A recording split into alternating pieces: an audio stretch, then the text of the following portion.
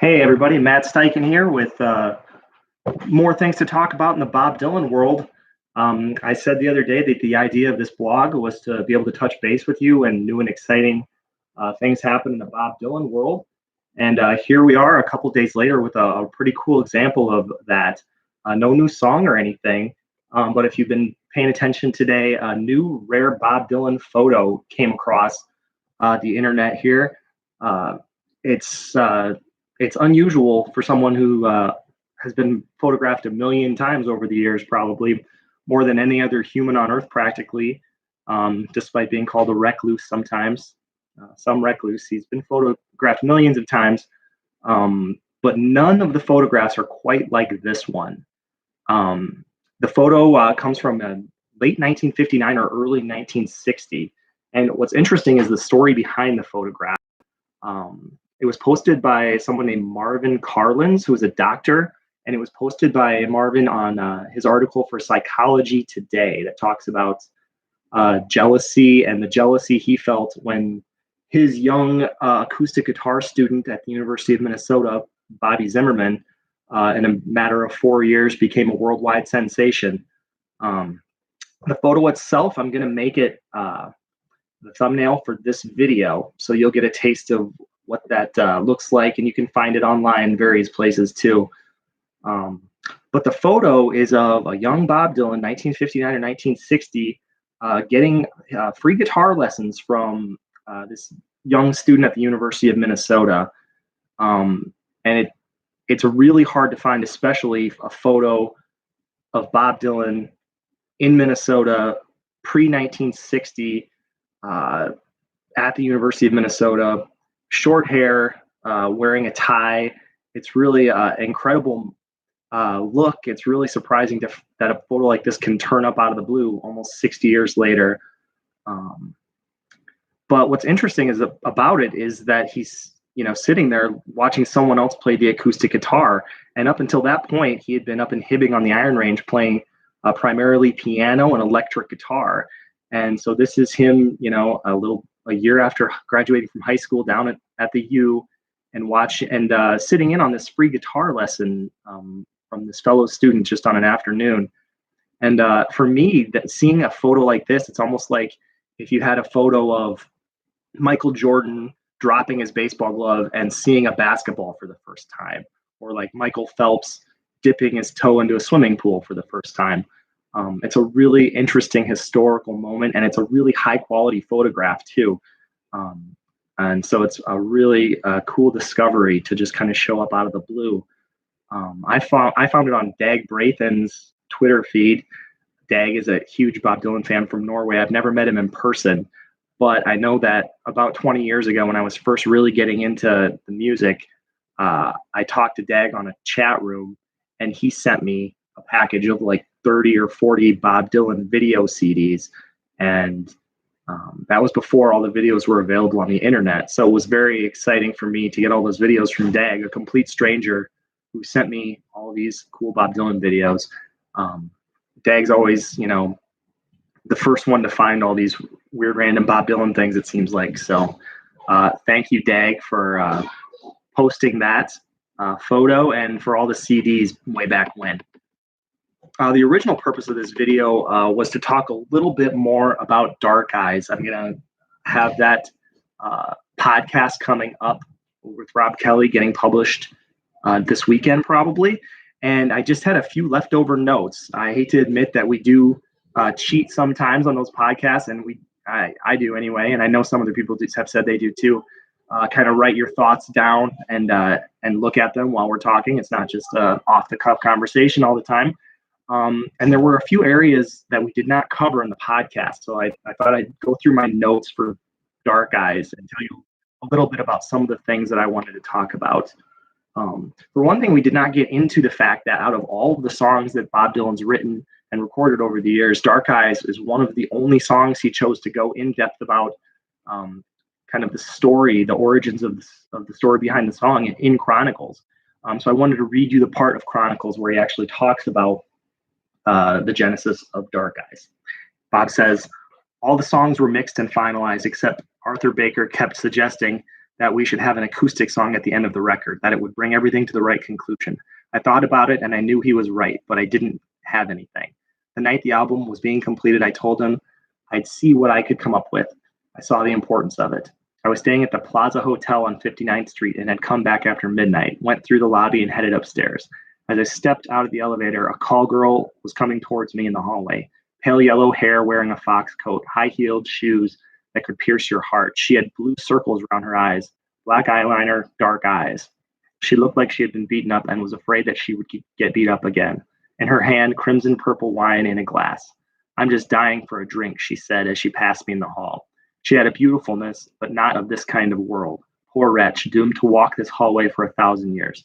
Later that night, I sat at a window overlooking Central Park and wrote the song Dark Eyes. I recorded it the next night with only an acoustic guitar, and it was the right thing to do. It did complete the album.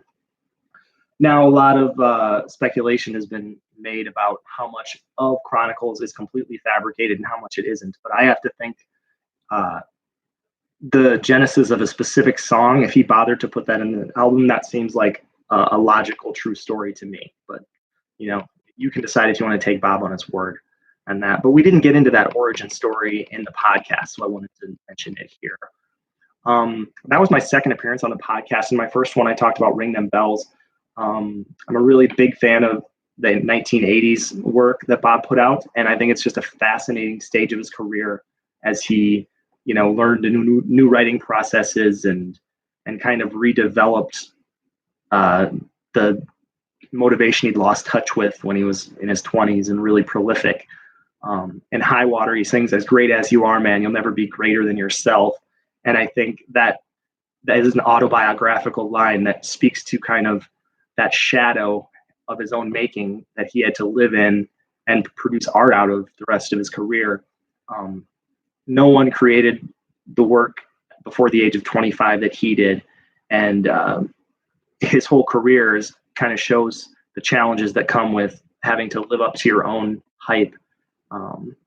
So that's why I think it was tough for audiences to kind of continue to adjust as he made adjustments and come along for the ride when they were expecting those very specific things they got in the 60s. For my money, Bob Dylan created some of the greatest music of the 1980s. I think if anyone else created Every Grain of Sand, Dark Eyes, Joker Man, Ring Them Bells, Blind Willie McTell, Most of the Time, Man in a Long Black Coat, Brownsville Girl, in a span of 6 or 7 years, they would be considered a genius. In an interview in 1985, I think it was on 2020 or some late night show, Bob said that, I'm still doing what I've always been doing. It's everyone else that's changed. And I think that kind of speaks to his attitude about how it felt to continue to create, and yet it gets perceived differently. And I think that creative process and that willingness to change is kind of what's become Bob's legacy over the years. He wasn't willing to just be the protest singer or the folk hero. I think his lasting legacy now is his ability to evolve and conquer new genres and continue to find new ways to discover himself and discover his art, and then to share that with his audience. The journey he's made through his music, I think, is his lasting legacy ultimately.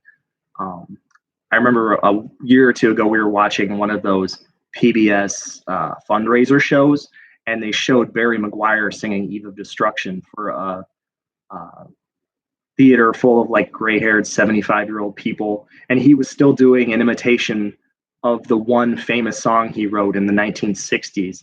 And when I saw him, I just thought, this could have been Bob Dylan.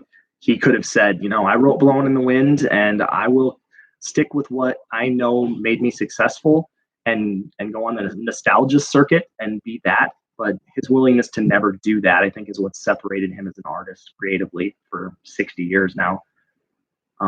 His willingness to try something new and be brave enough to leave what he's done behind and keep moving on. With Rob, we talked about our favorite lyrics in the song, and somehow we got past where the earth is strung with lover's pearls, which is such a beautifully simple and well-arranged group of words. And I regretted that I did not mention that when I talked to Rob. when I got married, when my wife and I got married, we had place cards on the tables that each table was a different place in a Bob Dylan song, and Under the Red Sky, On Desolation Row, etc.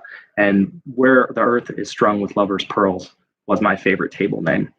So I wanted to give that one a shout out. It's brilliant. I also did not mention in the podcast the parallels Dark Eyes has with Restless Farewell.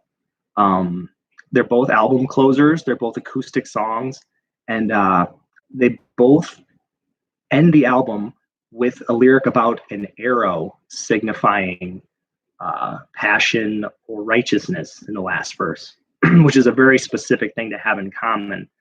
In Restless Farewell, Bob sings, "If the arrow is straight and the point is slick, it can pierce through the dust no matter how thick."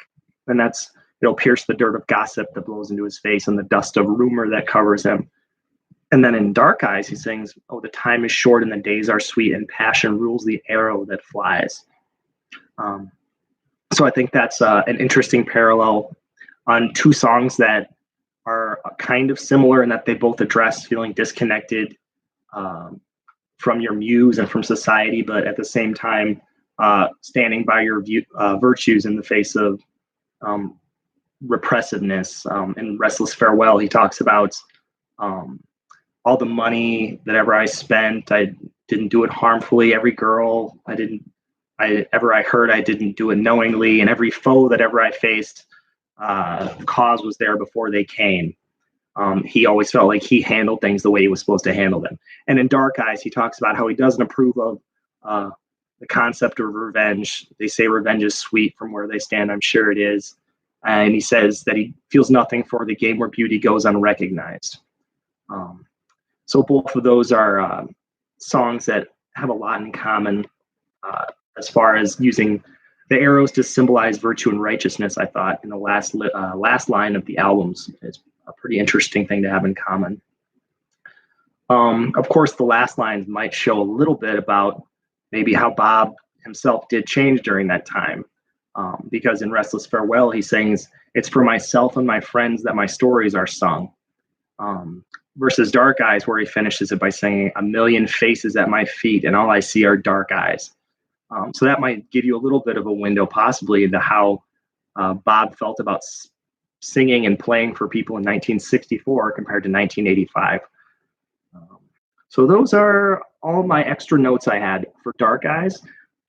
You can tune into Pod Dylan either this Saturday or next Saturday when Rob releases that to hear more about it. Thanks for tuning in, and you'll hear from me again soon. Have a good one.